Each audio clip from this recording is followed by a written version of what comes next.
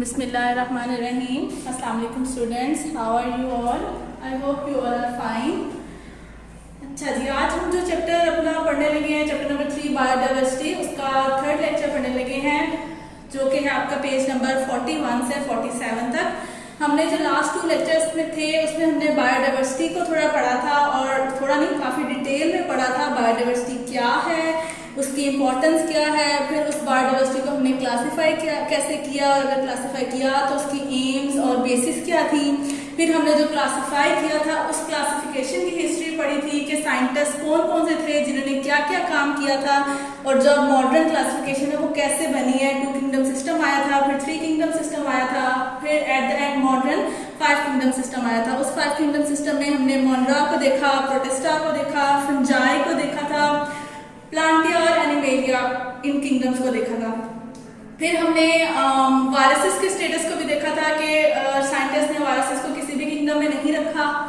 फिर हमने उसके बाद बायोनोमियल नोमेनक्लेचर पढ़ा था कि साइंटिस्ट ने जो बायोडाइवर्सिटी है, जो ऑर्गेनिजम्स हैं, उनको यानी आपस में अगर बात करना है, किसी को समझाना है कि मैं इस ऑर्गेनिज्म के बारे में बात कर रहा हूँ, तो उनको नेम देना जरूरी था। ठीक है, सो वो नेम कैसे दिए, उसको बायोनोमियल नोमेनक्लेचर के जरिए नेम दिया। हमने उसकी रूल्स एंड रेगुलेशंस पढ़े थे, सिग्निफिकेंस भी पढ़े थे, कुछ एग्जांपल्स पढ़ी थी। ठीक है, अब हमने बायोडाइवर्सिटी यहाँ तक तो पढ़ ली। अब आज हम पढ़ने लगे कि अगर बायोडाइवर्सिटी दुनिया में है तो उसका दुनिया पे क्या इम्पैक्ट है, बायोडाइवर्सिटी पे ह्यूमन बींग्स का क्या इम्पैक्ट है। ठीक है, अगर है तो वो अच्छा है या बुरा है। ठीक है, अगर बुरा है यानी अगर अच्छा है तो वेल एंड गुड, और अगर बुरा है तो हमें उसको फिर बचाने के लिए क्या करना चाहिए, और अगर बुरा है तो कौन कौन सी ऐसी स्पीशीज है या बायोडाइवर्सिटी कौन सी ऐसी है जो कि मुश्किल में है इस वक्त। ठीक है, सो हम आज इन बातों को डिटेल में पढ़ेंगे। सो हमारा पहला टॉपिक होगा कंजर्वेशन ऑफ बायोडाइवर्सिटी, यानी बायोडाइवर्सिटी को कंजर्व करना, यानी कि खत्म होने से बचाना। ठीक हो गया। फिर उसके बाद हम पढ़ेंगे impact of human beings on biodiversity, यानी जो ह्यूमन बींग्स हैं वो बायोडाइवर्सिटी पे क्या अपना इफेक्ट डाल रहे हैं, अच्छा इफेक्ट है कि बुरा इफेक्ट है। और ऑब्वियसली जो आजकल के हालात चल रहे हैं, अच्छा तो हो नहीं सकता, बुरा ही है। हम डिफॉरेस्टेशन कर रहे हैं, यानी फॉरेस्ट की कटिंग कर रहे हैं, और जितनी स्पीशीज मेरे ख्याल से अभी तक साइंटिस्ट ने डिस्कवर की हैं वो ज़्यादा से ज़्यादा फॉरेस्ट में मिली हैं। ठीक है, वाटर में होंगी, अभी तक साइंटिस्ट ने इतनी डिस्कवर नहीं की है। ठीक है, लैंड में भी हैं, लेकिन जितनी डाइवर्सिटी आपको फॉरेस्ट में मिलती है उतनी डाइवर्सिटी आपको कहीं और नहीं मिलती है, एनिमल्स की या प्लांट्स की, किसी भी चीज़ की। तो जब आप एक फॉरेस्ट ही खत्म कर रहे हो तो यानी आप कितनी सारी स्पीशीज को खत्म कर रहे हो। इसके अलावा ओवर हंटिंग, फिजूल में बेजा जानवरों को मारना, अपने शौक के लिए शूट आउट करना। ठीक है, सो ये हमारे कह लो कि गलत इम्पैक्ट है जो कि ह्यूमन बींग्स का डाइवर्सिटी पे जा रहा है। हम इनको पढ़ेंगे, इन दोनों के अंदर इनके कॉजेज एंड इफेक्ट्स पढ़ेंगे। ठीक है, फिर उसके बाद हम देखेंगे steps for the conservation of biodiversity, कि जब साइंटिस्ट ने ये सब देखा कि बायोडाइवर्सिटी के ऊपर ह्यूमन के इम्पैक्ट बहुत गलत जा रहे हैं, बायोडाइवर्सिटी थ्रेटेंड है, बहुत सारे ऐसे एनिमल्स हैं जो कि मर गए हैं, इवन इस दुनिया में अब रहे ही नहीं हैं। जब साइंटिस्ट ने ये चीज़ें देखना शुरू की तो उन्होंने कहा कि बायोडाइवर्सिटी को कंजर्व करना है, हर हाल में करना है, और उसको फिर कंजर्व करने के लिए उन्होंने कुछ स्टेप्स लिए थे।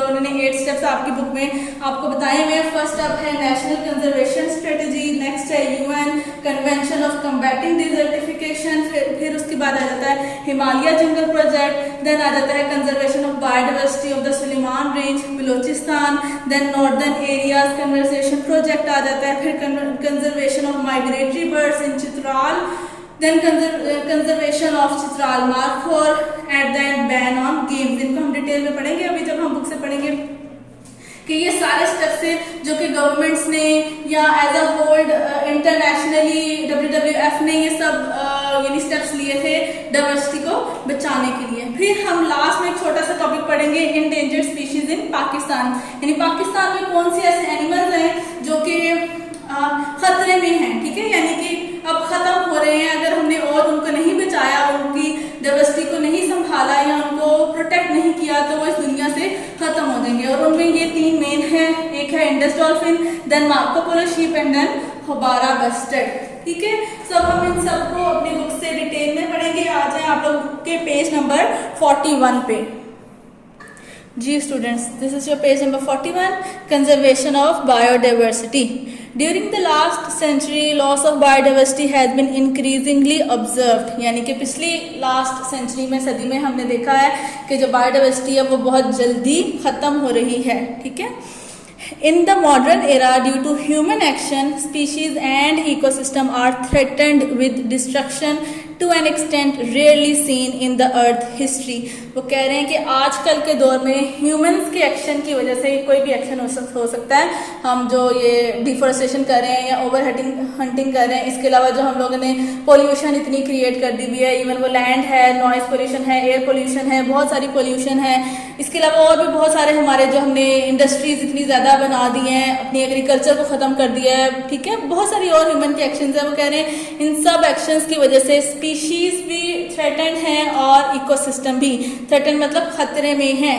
आज तक की अर्थ की हिस्ट्री में अब भी ये जो चीज़ें चल रही हैं इससे पहले कभी नहीं चली थी, ठीक है। तो इससे पहले अर्थ का इकोसिस्टम इतना ख़राब भी नहीं हुआ था। सो वो कह रहे हैं कि अब इकोसिस्टम बहुत ख़राब होता जा रहा है। तभी तो सर्दियाँ होती हैं तो बहुत ज़्यादा ठंड होती है, गर्मी होती है तो हद से ज़्यादा गर्मी होती है, रेन होती है तो फ्लड्स इतने आ जाते हैं, ठीक है। यानी जो भी चीज़ें एक्सट्रीम पे जा रही है, बैलेंस नहीं रह रहा। क्यों नहीं रह रहा? Due to human actions, activities. A species that no longer lives in an ecosystem is called extinct in that ecosystem. Extinct का मतलब होता है दुनिया से ही खत्म हो जाना, ठीक है। तो वो कह रहे हैं कि ऐसे स्पीशीज जो अब दुनिया में नहीं है, अर्थ पर नहीं है, उस स्पीशीज को क्या कहते हैं? Extinct. When species of an ecosystem become extinct, the stability of ecosystem is harmed. और अगर यहाँ से कोई एक स्पीशी खत्म हो जाती है तो फिर वो इकोसिस्टम में बहुत बड़ा चेंज लेकर आती है, ठीक है। हर देखो दुनिया में कोई भी चीज़ आई है ना, वो किसी न किसी मकसद से आई है, ठीक है। अल्लाह ताला ने उसको इस दुनिया में किसी न किसी मकसद से ही भेजा है। इवन जो हमारे बैक्टीरिया वायरसेस भी हैं, इनका भी इस दुनिया में होना बहुत ज़रूरी है। आप 10th में जाके पढ़ोगे, 10th की बुक में, कि बैक्टीरिया से ही हमारा दही बनता है, ठीक है। हमारी अब की जो इंडस्ट्री है वो बैक्टीरिया से ही आपकी बहुत सारी ब्रेड बन रही है, यीस्ट बन रही है, यानी बहुत सारी चीज़ें जिसमें बैक्टीरिया यूज़ हो रहा है। हमारी जेनेटिक के अंदर हम बैक्टीरिया को यूज़ करके अपनी मेडिसिन वगैरह उससे बनवा रहे हैं, ठीक है। सो यूजेज भी है और हार्मफुल इम्पैक्ट भी है, ठीक है।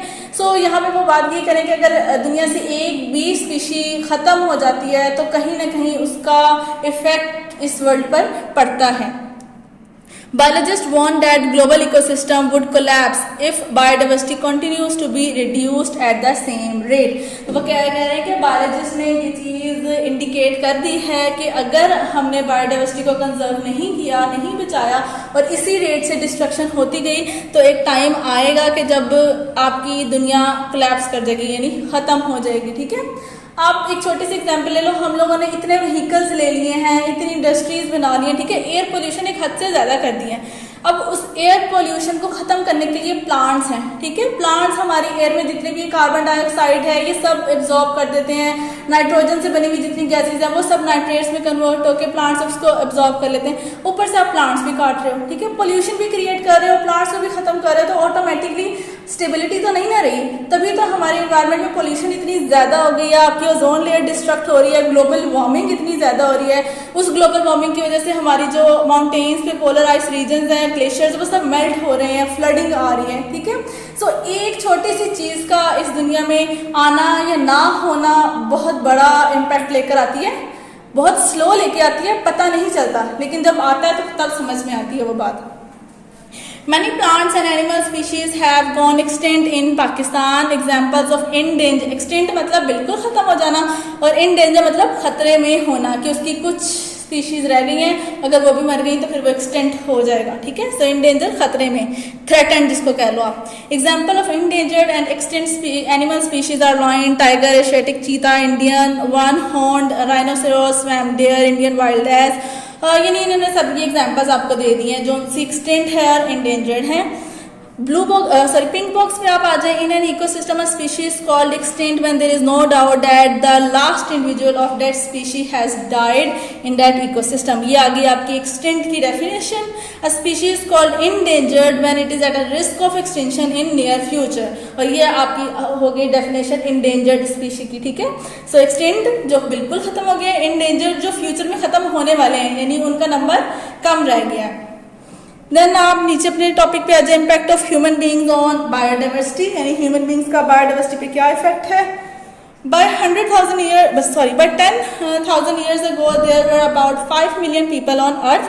अंडरलाइन कर लें, MCQs में आ जाता है कि 100 ईयर अगो से पहले कितने यानी पीपल थे अर्थ पे, या 5 मिलियन पीपल अर्थ पे थे कितने टाइम पहले, ठीक है। With the advancement in agriculture and industry, human population began to grow rapidly। सो वो कह रहे हैं कि बेनिफिट्स बहुत ज़्यादा आ गए, हमने जब एडवांसमेंट की, मेडिसिन बहुत ज़्यादा आ गई, इंडस्ट्री बहुत अच्छी होगी, एग्रीकल्चर बहुत अच्छी होगी। हम इंसान जो पहले कैंसर से पेशेंट जो ऐसे होते थे, या कोई मलेरिया से, नमोनिया से जिनकी डेथ हो जाती थी, अब उनकी डेथ नहीं होती है, ठीक है। या जिनकी भूख से डेथ हो जाती थी, स्टारवेशन हो जाती थी, अब नहीं होती। यानी अब मॉडर्निज्म आ गया, टेक्नोलॉजीज आ गया, सो पॉपुलेशन का ग्रोथ ज़्यादा होता जा रहा है, डेथ रेट कम हो रहा है और ग्रोथ रेट ज़्यादा होता जा रहा है। So today around 700 million people live on earth. So आज कितने पीपल हैं? 700 मिलियन। इसको भी अंडरलाइन कर लें, ये भी MCQs में आता है। Blue box, more than 260,000 people are added to the world population each day, ठीक है। एक दिन में कितने होते हैं? 260,000 से ज़्यादा होते हैं। और मोर देन 180 ईच मिनट, और एक मिनट में कितने बेबी होते हैं? 180 मिनट से ज़्यादा, सॉरी 180 से ज़्यादा होते हैं, या 180 से ज़्यादा होते हैं एक मिनट में बेबी पैदा, ठीक है। और एक दिन के अंदर 260,000 पीपल ऐड हो रहे हैं, ठीक है। नेक्स्ट पेज पे आ जाए, page number 42।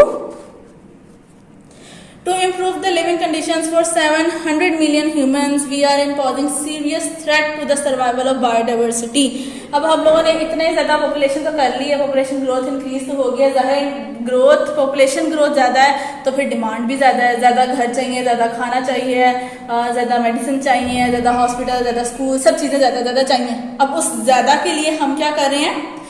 Habitat loss, deforestation, over hunting, introduction और removal of species, population and climate change are the major causes of species extinction, ठीक है। सो हम स्पीशीज के हैबिटेट को लॉस कर रहे हैं, यानी डिफॉरेस्टेशन कर रहे हैं, एक चीज़ को बिल्कुल ख़त्म करके वहाँ पे ब्रिज बना दिया, ठीक है, या वहाँ पे मॉल खड़ा कर दिया, या वहाँ पे फ्लैट्स की कह लें कि कंस्ट्रक्शन शुरू कर दी, ओवर हंटिंग की जा रही है, पीपल ज़्यादा हैं, आप कह लो खाने के लिए भी की जा रही है, ठीक है। अगर खाने के लिए नहीं तो हमारी बहुत सारी चीज़ें लेदर से बनती हैं, लेदर लेने के लिए भी किया जा रहा है, हमारे परफ्यूम्स बनते हैं, हमारे ऑयल्स बनते हैं, बहुत सारे आपके जो एनिमल्स हैं उनकी ग्लैंड्स से, ठीक है, उस चीज़ के लिए भी उनको हंट किया जा रहा है। इसके अलावा हम स्पीशीज़ को दिल करता है तो इंट्रोड्यूस करा देते हैं नई स्पीशीज़ को अपने किसी जंगल में या किसी पॉन्ड में या किसी रिवर में, नहीं दिल करता तो वहाँ से निकाल के सारी की सारी कहीं और हम बेच देते हैं मनी लेने के लिए, प्रॉफिट करने के लिए। क्लाइमेट चेंज ऑटोमेटिकली हो रहा है, ठीक है। सो ये सारी चीज़ें जो कि हम कर रहे हैं, बहुत स्लो प्रोसेस जा रहा है, ये सब हो रहा है, पता नहीं चलता है कि एकदम में ये सब कुछ हो गया। और हम ये कहते हैं इतना बड़ा पाकिस्तान है, इसमें से अगर इतने से एरिया को हम लोग क्लियर करके यहाँ पे अपनी बिल्डिंग खड़ी कर लेंगे तो क्या हो जाएगा, ठीक है। लेकिन अगर हर कोई यही सोचता रहेगा इतनी सी जगह है, इतनी सी जगह, तो सारी जगह से अगर फॉरेस्ट खत्म हो जाते हैं तो सारा ही बैरन हो जाएगा ना, फिर प्लांट्स तो रहेंगे नहीं। सो स्लो हो तो रहा है ये सारा काम, लेकिन ये ग्रेट थ्रेट है आपके वर्ल्ड के लिए, स्पेशली पाकिस्तान के लिए। ब्लू बॉक्स पे आ जाएं, habitat loss is probably the greatest threat to biodiversity on earth today. So आज का ग्रेटेस्ट थ्रेट क्या है? Habitat loss. जैसे मैंने आपको कहा कि फॉरेस्ट में सबसे ज़्यादा बायोडाइवर्सिटी है, सबसे ज़्यादा स्पीशीज रहती हैं, चाहे वो एनिमल्स हैं, चाहे वो प्लांट्स हैं, इनवर्टिब्रेट्स हैं, कुछ भी हैं। आप एक फॉरेस्ट डिस्ट्रॉय करते हो, आप मिलियंस ऑफ स्पीशीज का हैबिटेट ख़त्म कर देते हो, ठीक है। अब नीचे ये उन्होंने आपको एक छोटा सा ग्राफ बना दिया हुआ है जिसमें वो आपको बता रहे हैं कि स्पीशीज इंट्रोड्यूस हम यहाँ पे निकाल कितना परसेंट रहे हैं? 39%। हैबिटेट डिस्ट्रक्शन कितनी है? 36%। हंटिंग कितनी हो रही है? 23% हो रही है। और अदर यानी जो बाकी हम डिफॉरेस्टेशन कर रहे हैं या और जो छोटे छोटे काम है, बिल्डिंग्स खड़ी करना, ये बाकी सब वो 2% तक हैं। नीचे आपके दो ये ब्लॉक्स हैं, एक स्टारफिश से लेके है और एक यूकलिप्टस प्लांट से लेके है। पढ़ते हैं हम इसमें, उन्होंने स्पीशीज को इंट्रोड्यूस कराया तो क्या हुआ। सी स्टार, जिसको हम स्टारफिश भी बोलते हैं, ईट्स मसल्स, ठीक है, तो वो मसल्स खाते हैं। If sea stars are remove from a region in ocean, अगर सी स्टार्स को एक ओशन में है और उधर से खत्म कर दिया जाता है तो ऑटोमेटिकली क्या होगा? मसल्स को कोई खाने वाला नहीं होगा और मसल्स की पॉपुलेशन क्या हो जाएगी? इंक्रीज कर जाएगी। So mussels rapidly increase in number. Large number of mussels prey on small animals. अब जितने ज़्यादा मसल्स आ जाएंगे, अब जो अपने से छोटे कीड़े मकोड़े जिनको वो खाते थे उन्हें खाना शुरू कर देंगे, ठीक है। फिर क्या होगा, small animals and become dangerous for their existence, तो वो छोटे वाले एनिमल्स को भी ख़त्म कर देंगे। अब क्या होगा, स्टारफिश भी खत्म हो गई, छोटे वाले एनिमल्स भी खत्म हो गए, ठीक है, क्योंकि मसल्स ज़्यादा हो गए, एनिमल्स कम है। तो सारे मसल्स ने 4 महीनों में, 6 महीनों में, इवन साल में भी सारे एनिमल्स खा के खत्म कर दिए, ठीक है। स्टारफिश भी खत्म हो गई, स्मॉल एनिमल्स भी खत्म हो गए। अब एट द एंड मसल्स भी खत्म हो जाएंगे, क्योंकि ना तो उनको कोई खाने वाला तो कोई होगा नहीं, लेकिन वो खुद भी किसी को नहीं खा सकेंगे, एनिमल्स ही नहीं रहे छोटे। तो एट द एंड मसल्स भी भूख से खुद ब खुद मर जाएंगे। यानी एक स्पीशी को आपने हटाया है या ऐड किया है, उसकी वजह से पूरा वहाँ का इकोसिस्टम खराब। यहाँ पे क्या किया है, यहाँ पे उन्होंने स्टारफिश को हटा दिया है। अब यूकलिप्टस को देखते हैं, इसको क्या हुआ है। Eucalyptus plant were imported from Australia and introduced in Pakistan, यानी इनको लेकर आए हैं और लगाया है। स्टारफिश रिमूव की थी, यूकलिप्टस प्लांट ऐड किए हैं।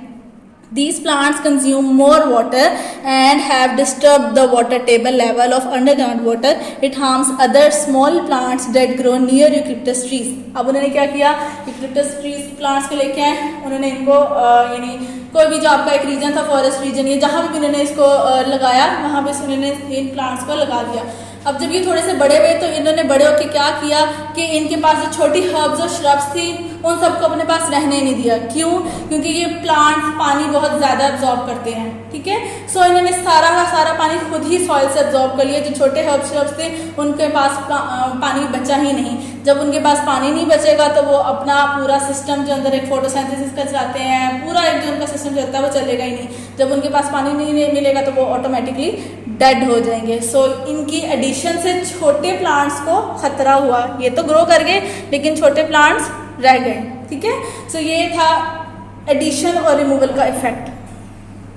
नेक्स्ट आ जाए डिफॉरेस्टेशन एंड ओवर हंटिंग। इनको हम थोड़ा डिटेल में पढ़ रहे हैं। Deforestation means cutting down of trees for the conservation of a forest to non forest land. ये आगे डिफॉरेस्टेशन की डेफिनेशन क्या है, ऐसा एरिया जहाँ पे फॉरेस्ट था उसको कन्वर्ट कर देना नॉन फॉरेस्ट एरिया में।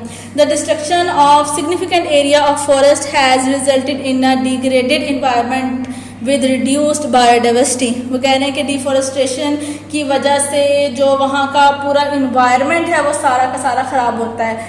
वहाँ तो फॉरेस्ट एरिया का तो इन्वायरमेंट ख़राब होता ही होता है, लेकिन उसका इम्पैक्ट नॉन फॉरेस्ट एरिया पे, यानी जो हमारा एरिया है लैंड एरिया, इधर भी आता है कहीं ना कहीं से। Causes and effects of deforestation. Sometimes there is slow forest degradation and sometimes sudden and catastrophic clear cutting for urban development. वो कह रहे हैं कभी कभी फॉरेस्ट की डिग्रेडेशन स्लो होती है, यानी खुद ही से फॉरेस्ट का गिरना। यानी आप कभी जा रहे हो, कहीं देखा है आपने वहाँ पे कोई 2-4 ट्रीज गिरे हुए हैं, वो तो वो नेचुरली है ना कि एक हद तक वो ट्री ओल्ड हुआ, उसके बाद वो खोखला हो गया और वो गिर गया, वो थी स्लो डिग्रेडेशन, ठीक है। और एक सडन कैटास्ट्रॉफिक, यानी कि अचानक से आपने पूरी की पूरी या तो तबाह कर दी वो सारा फॉरेस्ट एरिया का, यानी डिफॉरेस्टेशन कर दी, उसको कट कर दिया, या फिर कोई फ्लड आ गया या कुछ स्टॉर्म ऐसा आ गया जिसकी वजह से वहाँ के जितने ट्रीज थे वो सारे उखड़ गए और ख़राब हो गए। यानी कैटास्ट्रॉफिक का मतलब होता है नेचुरल डिजास्टर, ठीक, फ्लडिंग या स्टॉर्म या कुछ भी ऐसा, लावा कुछ, ठीक। अच्छा जी, deforestation can be the result of deliberate removal of forest for wood agriculture and urban development. और हम जो डिग्रेडेशन कर रहे हैं, डिफॉरेस्टेशन कर रहे हैं, वो किस लिए कर रहे हैं, या तो वुड लेने के लिए, या एग्रीकल्चर वहाँ यानी उगाने के लिए, एग्रीकल्चर का अपनी कोई खेती बाड़ी करने के लिए, या फिर किसी एरिया में अपनी डेवलपमेंट करने के लिए बिल्डिंग्स की।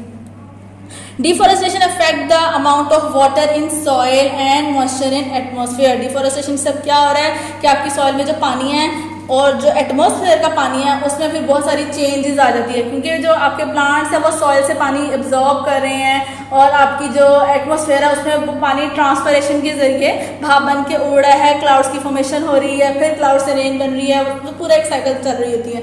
जब फॉरेस्ट ही नहीं बन रहेगा, प्लांट्स ही नहीं रहेंगे, तो सॉइल से पानी एब्जॉर्ब करने वाला कोई होगा ही नहीं, ठीक है। जब पानी एब्जॉर्ब नहीं होगा तो ट्रांसपरेशन कहाँ से होगी, जब ट्रांसपरेशन नहीं होगा तो बादल कहाँ से बनेंगे, ठीक है। Where there are no trees to keep soil in place, there are more chances of soil erosion. इसके साथ वो कह रहे हैं कि जब एक सॉइल में प्लांट्स होते हैं ना तो वो अपने इर्द गिर्द जो वहाँ की सॉइल होती है उसको अपने साथ चिपका के रखते हैं, यानी उसकी रूट्स के साथ सॉइल बहुत ज़्यादा चिपकी हुई होती है, यानी वो सॉइल को अपने साथ एडहेयर यानी चिपका के रखते हैं, ठीक है। लेकिन जहाँ पे प्लांट्स नहीं होंगे वहाँ की सॉइल, पानी आएगा तो वो जल्दी, या मट्टी या हवा चलेगी तो वो सारी जो मट्टी है वो बहुत जल्दी उड़ के या पानी के साथ बह के वहाँ से निकल जाएगी। सॉइल अपनी प्लेस पर नहीं रहेगी जहाँ पे प्लांट्स नहीं होंगे, वो सारे फिर उस पानी के साथ वॉश आउट होकर कहाँ जाएगी, या तो डैम्स में जाएगी या फिर रिवर्स में जाएगी और उनमें कैपेसिटी को कम करेगी।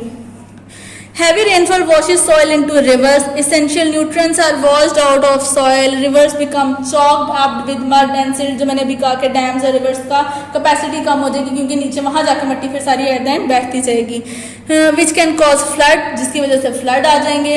The silted water gets stored in dams and it reduces their water storage capacity. Deforestation also contribute to decreased transpiration, which lessen cloud formation. This ultimately reduce the source of rain. ये सब बातें मैंने आपको अभी बता दी हैं।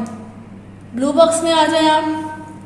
The right to produce cash fruit through fruits, spice, sugar, tobacco, soap, rubber, paper and cloth has stimulated many to get them by using soil and by destroying the forest. वो कह रहे हैं कि जो आजकल पैसा कमाने का है ना, एक चढ़ रही है सबको कि भाई पैसा आना चाहिए, कैश मतलब पैसा, किसी भी तरीके से, चाहे वो फ्रूट्स आप बेच रहे हो बाहर, अपनी स्पाइस मतलब जो हमारे खाने की नमक मिर्ची हल्दी ये जो चीज़ें होती हैं, शुगर हो गई, टबैको, ये जो सारे उन्होंने नाम लिए हैं कि इसको बनाने के लिए हम अपने फॉरेस्ट को ख़त्म करते हैं, वहाँ पे ये चीज़ें उगाते हैं या वहाँ पे वो इंडस्ट्रीज बनाते हैं और फिर इनको बाहर बेच के पैसा कमा रहे हैं। सो वो कह रहे हैं इस वजह से भी हम अपने फॉरेस्ट को कट कर रहे हैं।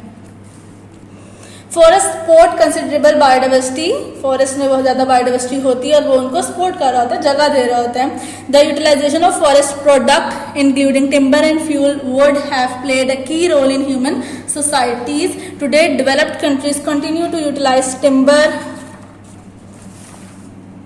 For building houses and wood pulp for making paper. So उन्होंने यहाँ पे आपको यही यानी वुड की कटिंग का ही बताया कि अगर हम वुड को कट कर रहे हैं तो वो कट करके हम लोग अपने लिए यूज़ करें, अपने घर बना रहे हैं, अपनी बिल्डिंग्स खड़ी कर रहे हैं, वुड को उसके अंदर यूज़ करके जी वुड की कबर्ड होनी चाहिए है, हमारे किचन में वुड वर्क होना चाहिए है, ठीक है, इवन हमारे वॉशरूम में जो कबर्ड्स बन रही हैं वो वुड की बन रही हैं। सो उस चीज़ के लिए हम लोग यूज़ कर रहे हैं। वो कह रहे हैं कि डेवलप कंट्रीज़ बहुत ज़्यादा यूज़ कर रही हैं। ब्लू बॉक्स में आ जाए। In developing countries almost 3 billion people relay on would for heating and cooking. Developing countries यानी हमारे जैसे जो कंट्रीज हैं, अगर अपने ही इधर कंट्रीज की नॉर्दर्न एरियाज में चले जाएं, जो विजिट करते हैं आप अपने ये नारंगागान मुजफ्फराबाद वाली साइड पे थोड़ा चले जाए, मरी तक तो गैस चली गई है, लेकिन अगर उससे भी ऊपर वाले रीजन में आप जाते हैं तो वहाँ गैस नहीं है, ठीक है। वहाँ आज भी वो लोग पहाड़ों पे जाते हैं, ऊपर से कोई एक आधा दरख्त काटते हैं, उसकी भी लकड़ियाँ काटते हैं, वो वहाँ पे अपने पास लेकर आते हैं और वो उनसे वहाँ पे खाना बनाते हैं, कुकिंग करते हैं और आप लोगों को खाना देते हैं, ठीक है। सो वहाँ पे अभी भी गैस नहीं गई, तो वहाँ के सारे जो वर्कर्स हैं वो ट्रीज की बाग पे ही रिले करते हैं। अच्छा जी, इसके बाद the forest product industry is a large part of the economy in developed and developing countries. Short-term economic gain made by conservation of forest to agriculture often leads to loss of long-term income. ये बात वो कह रहे हैं कि हमारे जितने भी डेवलप्ड और डेवलपिंग कंट्रीज है वो अभी इस चीज़ को नहीं समझ रहे हैं कि फॉरेस्ट को कट करना बहुत बड़ी बर्बादी है। वो शॉर्ट टर्म इकोनॉमिक गेन यानी जल्दी पैसा लेने के लिए अपने फॉरेस्ट को लॉन्ग टर्म इन्वेस्टमेंट को ख़त्म कर रहे हैं। यानी वो वहाँ से फॉरेस्ट को कट करके कोई भी क्रॉप उगाई, ठीक है, 2 साल में वो क्रॉप उग गई, उसको बेच दिया, फिर पैसे ले लिए। यानी ये शॉर्ट टर्म इनकम है ना, आपने उगाई है, साल 2 साल के अंदर अंदर उसको बेच दिया, पैसे ले लिए, फिर नहीं वहाँ पे कुछ बनाया है, फिर उसको बेच दिया, पैसे ले लिए, या वहाँ बिल्डिंग खड़ी कर रहे हो, फ्लैट्स थे तो वो किराए पे दे दिया और वहाँ से पैसे ले रहे हो। ये शॉर्ट टर्म इन्वेस्टमेंट है, ठीक हो गया। लॉन्ग टर्म है यानी कि फॉरेस्ट अगर आपने वहाँ खड़ा किया हुआ है, आपके मुल्क में इकोनॉमी फॉरेस्ट से अगर है तो जितना देर तक वो फॉरेस्ट रहेगा आपकी दुनिया, आपका मुल्क भी उतनी देर तक रहेगा, ठीक है। आप उतनी देर तक सांस ले रहे हो यहाँ पे, उतनी देर तक आपके कंट्री में फ्लडिंग नहीं आएगी। तो ये लॉन्ग टर्म इन्वेस्टमेंट है ना, जबकि आप इन्वेस्ट भी नहीं कर रहे हो उधर। प्लांट तो नॉर्मली उगे हुए हैं, वो तो कुछ भी नहीं करे ना, आप उनको कुछ खिला पिला रहे हो ना कुछ दे रहे, लेकिन फिर भी उन्होंने सॉइल को होल्ड करके रखा हुआ है, ठीक है। उस सॉइल के होल्ड होने की वजह से आपको यानी इनडायरेक्टली फ्लडिंग नहीं होती, आपके घर खराब नहीं हो रहे। तो ये आप लॉन्ग टर्म इन्वेस्टमेंट है ना कि आपने कुछ भी नहीं वहाँ किया, लेकिन फिर भी वो आपको long term eight the and आपके घर नहीं खराब करेगा अगर फ्लड नहीं आएगा तो। या फिर आप ऐसे कह लो कि फॉरेस्ट हैं तो आपके कंट्री की इन्वायरमेंट अच्छी है, पोल्यूशन नहीं होगी, ज़्यादा डेथ नहीं होंगी, ठीक है। सो उसका लॉन्ग टर्म इन्वेस्टमेंट है जो कि हम नहीं कर रहे हैं, और शॉर्ट टर्म इन्वेस्टमेंट के लिए फॉरेस्ट को कट करते रहते हैं। Forest extract carbon dioxide and pollutants from the air, thus contributing to biosphere stability. जो मैंने अभी बात बताई थी कि आपकी जो पोल्यूशन है जितनी, वो सबको ख़त्म करते हैं। सो इकोनॉमिकली और इकोलॉजिकली भी ये आपके इन्वायरमेंट को स्टेबल कर रहे हैं। Forest are also valued for the aesthetic beauty and tourist attraction, यानी कि अगर हमारे ही जैसे चले जाओ तो हमारे नॉर्दर्न एरियाज़ में लोग जाते हैं स्पेशली अपनी वेकेशंस में उसको एंजॉय करने, वहाँ की ब्यूटी को देखने। सो ये भी तो एक टूरिस्ट है और इकोनॉमी ही है ना, कि अगर आप ज़्यादा उन चीज़ों को अच्छा कर लो तो जो बाहर से भी हैं विजिटर्स वो भी आएंगे और इकोनॉमी अच्छी होगी हमारी, पर लोग करते नहीं हैं, सोचते नहीं हैं। These important aspects of forest are also harmed due to deforestation in Pakistan too. Deforestation is a great threat to biodiversity. In the province Khyber Pakhtunkhwa, the closed canopy forests are shrinking at approximately 1% per year. वो कह रहे हैं कि हमारे जो forest हैं land areas में नीचे वाली तरफ आप आ जाओ, पंजाब में या बलोचिस्तान में या फिर कराची सिंध में चले जाओ, उस तरह से आपको फॉरेस्ट नहीं मिलते हैं जितने आपको ऊपर वाले रीजन में नॉर्दर्न एरियाज में खैबर पख्तूनख्वा या कश्मीर की तरफ चले जाओ वहाँ मिलते हैं, ठीक है। वहाँ पे तो सारे यानी इतनी कंस्ट्रक्शन नहीं है, तो आप कह लो कि जितने माउंटेन्स हैं वो सारे ही फिलहाल आपके भरे हुए हैं ट्रीज से, लेकिन वहाँ पे स्पेशली एरियाज भी हैं जो कि फॉरेस्टेड है, बहुत बड़ा बड़ा एरिया है जो कि जहाँ पे बहुत ज़्यादा फॉरेस्ट बने हुए हैं, और वो इतने एक्सटेंड तक है कि अगर आप उसके अंदर जाओ दिन के टाइम भी और ऊपर आसमान की तरफ देखो तो आपको आसमान नज़र नहीं आता है।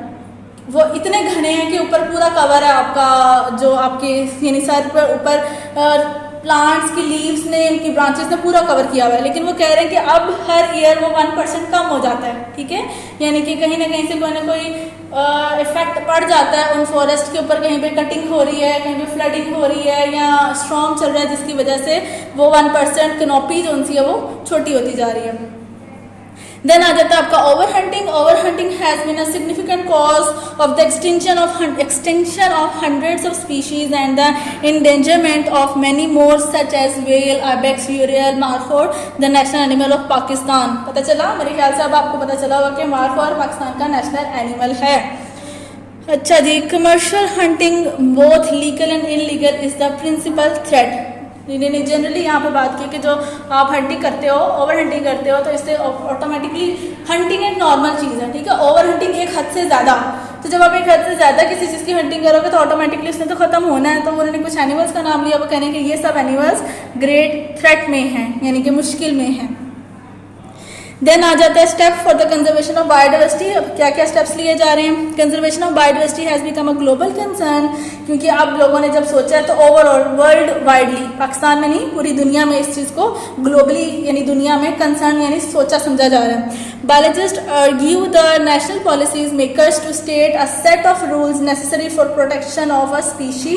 जो बायोलॉजिस्ट हैं, जो एनिमल्स की स्टडी करते हैं, उन्होंने फिर यानी कि जो पॉलिसी मेकर्स होते हैं, जो वर्ल्ड वाइड चीज़ों को देख रहे होते हैं, उनसे बात की और उनको कहा कि आप कोई ना कोई रूल बनाएं इन स्पीशीज़ को कंजर्व करने के लिए, अदरवाइज ये सब खत्म हो जाएंगी। They demand that laws should define species which are threatened by extinction and must be protected. वो कहने कि कुछ ना कुछ लॉज आपको रखने चाहिए कि इस एरिया में सपोज एक से ज़्यादा हंट नहीं होना चाहिए एक मंथ में, ठीक है, या 1 ईयर में, या इस एरियाज में लोग ना आए जहाँ पे माइग्रेटरी बर्ड्स आ रहे हैं ताकि लोग उनको ख़राब ना करें, या फिर जो ऐसे बर्ड्स हैं या एनिमल्स हैं जो कि स्पेसिफिक रीजन ऑफ ओशंस में या उस जगह पे रह रहे हैं वहाँ पे लोगों को ना बेचें ताकि लोग वहाँ जाके गंद ना डालें। बहुत सारे एनिमल्स, हम लोग प्लास्टिक की बॉटल्स और शॉपर्स और जो रैपर्स फेंक आते हैं ओशन के पास, तो वो जब एनिमल्स इनहेल करते हैं पानी के साथ मुंह में, तो वो उनके अंदर गिल्स में चले जाते हैं और गिल्स में जाके चिपक जाते हैं, उनको फिर वो मुश्किल होती है और उनकी वहाँ डेथ कॉज हो जाती है, ठीक है।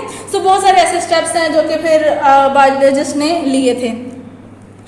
तो reaching biodiversity, Pakistan today faces several threats for its animals and plant species. The greatest concern is the loss of natural habitat. Main cause of this loss are rapid growth in human population and the prevailing poverty in rural areas of Pakistan.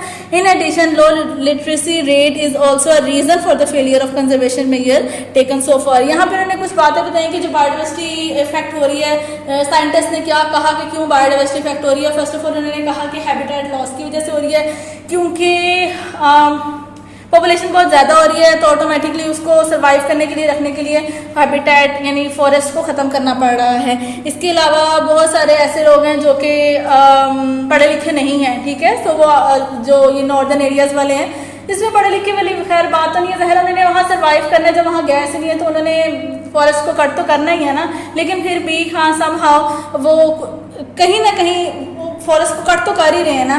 तो सो ये भी एक reason है कि लोगों को इतना नहीं पता है कि हम लोगों ने इनको नहीं कटिंग करनी है, कटिंग करेंगे तो ये हमारा ही नुकसान है।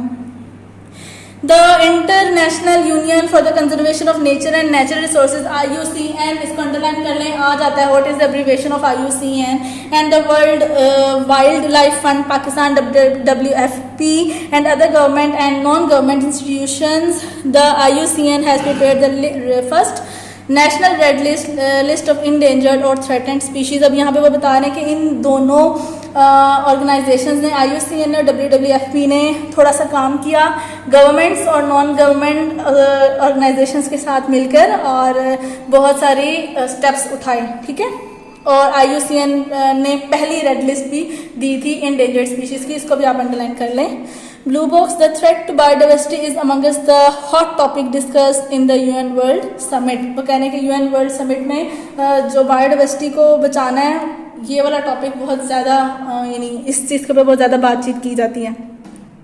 Following are the few examples of environmental work that has been carried out in Pakistan in order to conserve species and associated habitats। अब यहाँ से आगे एक तो आपका डिफॉरेस्टेशन का भी लॉन्ग टॉपिक है, ओवर हंटिंग तो शॉर्ट है। यहाँ से आगे ये वाला टॉपिक भी आपका लॉन्ग तो ऐसा नहीं आता, लेकिन किसी एक या दो के ऊपर नोट आ जाता है शॉर्ट क्वेश्चन आंसर में, ठीक है।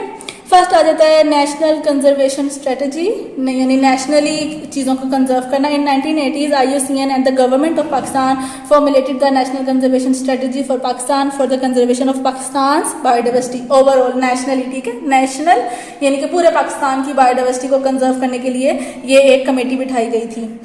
UN Convention on Combating Desertification (CCD).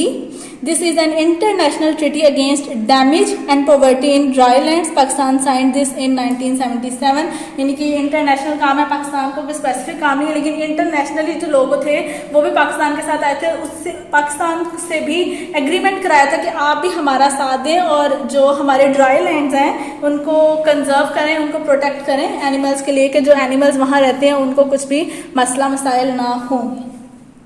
Third आ जाता है Himalaya jungle project HJP। It started in 1991 in the Palas valley in Khyber Pakhtunkhwa KP। It aimed at protecting one of the richest area of biodiversity in Pakistan, क्योंकि वहाँ जंगल है तो ज़ाहिर है जंगल है तो डाइवर्सिटी भी ज़्यादा होनी है। सो हिमालय जंगल प्रोजेक्ट यानी कि वहाँ उस जंगल को प्रोटेक्ट करना, उस जंगल के अंदर की डाइवर्सिटी को प्रोटेक्ट करने के लिए ये प्रोजेक्ट साइन कराया गया था और एक पूरी कमेटी सिर्फ हिमालय के जंगल को प्रोटेक्ट करने के लिए बनाई गई थी। Conservation of biodiversity of the Suleman range Balochistan. Sulaiman range chilgoza forest is the largest chilgoza forest in the world. In 1992 the WWFP started its conservation programme. कह रहे हैं कि बलूचिस्तान में आए तो बलूचिस्तान में हमारा तो फॉरेस्ट है ही है, लेकिन दुनिया का भी सबसे बड़ा फॉरेस्ट है जिसका नाम है चिलगोजा फॉरेस्ट, ठीक है। सो वो कह रहे हैं कि इस फॉरेस्ट को बचाने के लिए भी एक कमेटी, एक प्रोग्राम सेटअप किया गया था और वो कब था, 1992 में किया था और WWFP ने वो काम किया था start. Northern area conservation project NACP। The northern area of Pakistan serve as a habitat for a number of wildlife species. The survival of these species is under threat. The NACP is a project of WWFP which is successful in implementing a ban on the hunting of these species। Northern area यानी खैबर पख्तूनख्वा, उसके ऊपर वाले सारे areas से वहाँ पे hunting की जाती थी बहुत ज़्यादा। तो वहाँ पे फिर उस हंटिंग को रोका गया कि जो एनिमल्स वहाँ के रहने वाले हैं उनको हंट ना किया जाए, उनको हंट ना पकाया ना जाए या वैसे ही अपने शौक के लिए हंट ना किया जाए। सो WWFP ने NACP प्रोजेक्ट रखा था और वहाँ पर फिर हंटिंग को रोका गया था और वो काफ़ी हद तक इसमें सक्सेसफुल भी थे। Conservation of migratory birds in Chitral KP। Chitral lies on the migratory route of several important bird species These birds face enormous hunting pressure. WWF Pakistan initiated efforts to reduce the hunting pressure in 1992. The effect proved successful. ये northern areas conservation project के साथ ही था, ठीक है। सो इसमें भी क्या था कि जो माइग्रेटरी बर्ड्स है ना, जो यानी आपने देखा होगा झुंड में जाते हैं, ठीक है। तो एक सर्टन पूरे ईयर का टाइम आता है, इंडिया से कुछ देर तक के लिए माइग्रेटरी बर्ड्स यहाँ आते हैं, यहाँ रहते हैं, फिर जब यहाँ पे उनका टाइम पीरियड कंप्लीट हो जाता है फिर वो कहीं और जाते हैं। यानी वो ना ज़्यादा गर्मी बर्दाश्त करते हैं या ना ज़्यादा सर्दी हैं, गर्मी वाले हैं या सर्दी वाले हैं। जब वो देखते हैं सपोज वो इंडिया में हैं, गर्मी में रहने वाले हैं, अब जब वहाँ सर्दी होती है ज़्यादा तो वो वहाँ से उठ के यहाँ के इस रीजन में आ जाते हैं, ठीक है। फिर जब देखते हैं कि यहाँ एक हद से ज़्यादा सर्दी पड़ने लगी तो वो यहाँ से फ्लाई करके कहीं और चले जाते हैं। ऐसे बर्ड्स को कहते हैं माइग्रेटरी बर्ड्स, ठीक है। वो कुछ माइग्रेशन, ठीक है, कुछ अर्से के लिए आना, फिर बैठना, रहना और फिर चले जाना। सो वो कह रहे हैं कि जो ऐसे माइग्रेटरी बर्ड्स थे, लोगों ने इनको भी हंट करना शुरू कर दिया, पकड़ना शुरू कर दिया, पकड़ के बेचना शुरू कर दिया अपने प्रॉफिट के लिए। तो फिर यानी इनको भी थ्रेट होना शुरू हो गया, माइग्रेटरी बर्ड्स को भी। सो पाकिस्तान WWF ने ये इसको भी बचाने के लिए एक प्रोग्राम रखा था। Conservation of Chiltan Markhor Hazarganj National Park is located close to Quetta and is the only remaining habitat of Chiltan Markhor in the country. WWF developed the management plan for the park, ठीक। सो वो कह रहे हैं कि क्वेटा में हमारा एक park है, हजारगंज नेशनल पार्क। वो कह रहे हैं कि इसके अंदर ही हमारा जो नेशनल एनिमल है मार्खर, वो वहाँ रहता है और अब वही बस उसका हैबिटेट रह गया। सो वो इसको बचा के रखेंगे तो हमारा नेशनल एनिमल भी बचेगा। देख लो, नेशनल एनिमल और वो भी थ्रेटेंड है, यानी इंडेंजर्ड में है। देन आ जाता है ban on games. Ban on games का मतलब ये नहीं है कि आप जो अपनी घर की गेमें खेलते हैं उनके ऊपर बैन लगा दिए गए। ये वाली गेम्स वो गेम्स है जो हंटिंग, जो लोग शौकिया हंट करते हैं, ठीक है, हिरन को या लॉयन को या किसी भी चीज़ को हंट कर रहे हैं तो उसके ऊपर बैन लगाया गया। हंटिंग को गेम्स कहा जा रहा है।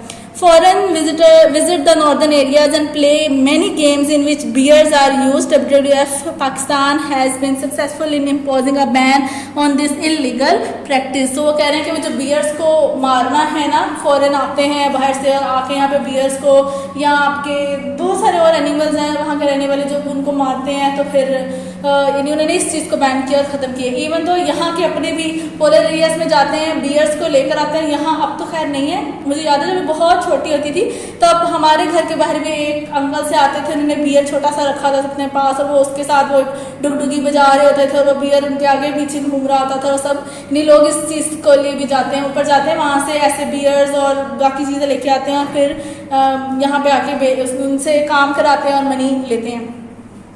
पिंक बॉक्स पे आ जाए अपना आपका first pink box. The northern areas provide habitat to musk deer, snow leopard, Astore markhor and Himalayan ibex, woolly flying squirrel and the brown bear. उन्होंने जस्ट बताया कि जो नॉर्दर्न एरियाज हैं वो कितने ऑर्गेनिजम्स का हैबिटेट है। It is estimated that about 200,000 of the 1 million migratory bird passes through Chitral are killed during migration, ठीक है। यानी वो कह रहे हैं कि इतने 200,000 माइग्रेटरी बर्ड्स आते हैं, वो चित्राल में थोड़ी देर के लिए रहते हैं और फिर जाते हैं आगे माइग्रेट करते हैं और वहाँ पे भी उनको कितनों को किल कर दिया जाता है। देन आ जाए अपना आप ब्लू बॉक्स के ऊपर। The herders capture the bear cubs and sell them to the trainers who train them and sell to the foreigners, ठीक है। ये वही वाली बात है जो मैंने अभी आपको बताई थी कि वहाँ ऊपर जाके बियर्स को पकड़ लेते हैं, उनके बेबीज़ को ले लेते हैं और फिर आगे फॉरनर्स को देते हैं, फॉरनर्स फिर आगे अपने कंट्रीज़ में अपने पास ले जाते हैं। Now endanger species in Pakistan. Pakistan की जो खतरे में रहने वाली जो स्पीशीज़ हैं, endanger species, due to human activities the biodiversity in Pakistan is facing a great loss. Here are few examples of endanger species in Pakistan. First is Indus dolphin. According to WWF only 600 animals of the species of Indus dolphin are left today in the Indus river. यानी वो अगर Indus dolphin की बात करें तो वो कह रहे हैं कि 600 एनिमल स्पीशीज़ इंडस डॉल्फिन की सिर्फ आज रह गई हैं इंडस रिवर में। The population of this decline due to water pollution, poaching and destruction of habitat. वो क्या कह रहे हैं कि इसको क्यों खतरा है, क्योंकि अब हम वही वाटर पोल्यूशन इतनी ज़्यादा करते जा रहे हैं, उसका हैबिटेट ऑटोमेटिकली लॉस होता जा रहा है और जब उसका हैबिटेट लॉस होगा तो उसको वहाँ सर्वाइवल में मुश्किल होगा और फिर एट द एंड उसकी डेथ होती जाएगी। इसलिए वो कह रहे हैं कि पानी में भी आप जाते हो, इवन हम लोग देखते हैं कि जब वो कराची का भी दिखाते हैं सी शोर एरिया सारा, तो वहाँ इतना गंद दिखाया होता है, माना ठीक है आप जाते हो लेकिन एटलीस्ट सफाई निफ्स ईमान है। आप जो खा रहे हो आप अपने पास रखो, अपने बैग में रख लो, अपने साथ एक शॉपर में रख लो। उसके बाद जब आप आगे कहीं निकले हो, कहीं डस्टबिन नजर आई वहाँ फेंक दो। एक छोटा सा रैपर है पर लोग नहीं समझते, उन्होंने वहीं खाया और वहीं फेंक दिया। और ये सारी मैं कहूँगी हम जैसों की जिम्मेदारी है। बच्चे तो हमें देखते हैं ना, मैं आपकी भी बात कर रही हूँ, बच्चे नहीं रहे, अब आप बड़े हो गए हो। यानी जो 4, 5, 6 क्लास वाले बच्चे होते हैं वो बड़ों को ही देखते हैं, वो बड़ों को जो करता हुआ देखते हैं ऑटोमेटिकली वो ही काम करते हैं। आप चाहे इस चीज़ को मानो या ना मानो, ठीक है, हम बड़े उन बच्चों के लिए रोल मॉडल होते हैं।